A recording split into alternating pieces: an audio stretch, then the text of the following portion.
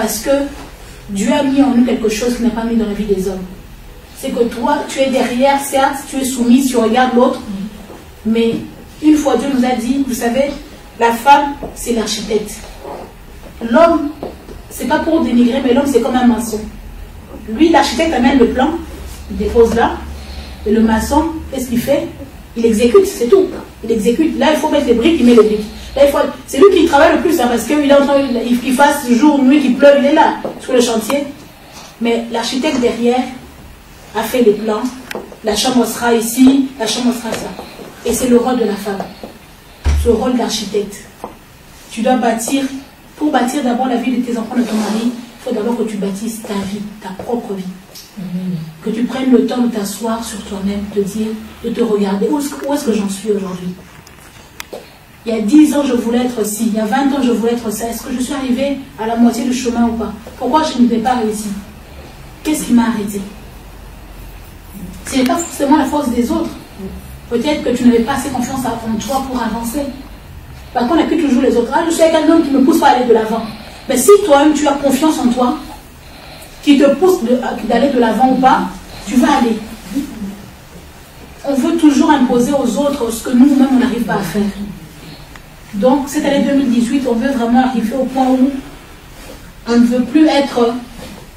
On veut devenir limpide devant le Seigneur. Parce que cette eau qui est comme ça, qui est limpide, si pour peu que je rajoute, je rajoute mon coca qui est noir dessus, c'est tellement évident.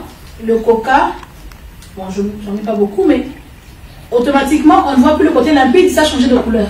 C'est comme, pour peu que on ait quelque chose de mauvais en nous, des mauvaises pensées, on se diminue, on fait des choses, on ne sera plus la femme limpide qu'on devait être, on devient autre chose. Là, si tu vas vendre, tu me dis que c'est de l'eau, on ne va pas acheter. Dans la vie, tu vas être devant un entretien, on dit donnez vos qualités, donne tes qualités, mais tu es là, je suis quelqu'un de... oui, je suis vraiment... Très... Tu ne sais même plus te vendre dans un entretien parce que tu n'as pas confiance en toi. Tu n'es plus la personne que Dieu a créée, tu n'es plus l'être que Dieu a créé, tu deviens un mélange d'eau et de coca, un mélange d'eau et de chagrin, de pleurs, tu deviens autre chose. Tu ne te reconnais même plus. Le matin, quand tu te maquilles, c'est juste pour te maquiller, mais tu n'as pas le temps de te regarder dans un miroir et te dire que est-ce que je suis la femme que je veux voulu? Donc, on va faire il y aura plusieurs séances par la grâce de Dieu. Et le but, c'est que la guérison de l'association, c'est vraiment pour qu'on puisse s'entraider dans la prière, dans les conseils, dans le soutien. Il y a le volet social aussi que nous faisons. Aller voir les malades, il y aura beaucoup d'autres volets sociaux. On va être utile aussi pour les autres. Personnellement, je ne veux pas mourir à la fin de mes jours, me dire que voilà, je me suis consacrée qu'à ma vie, à la vie de ma famille.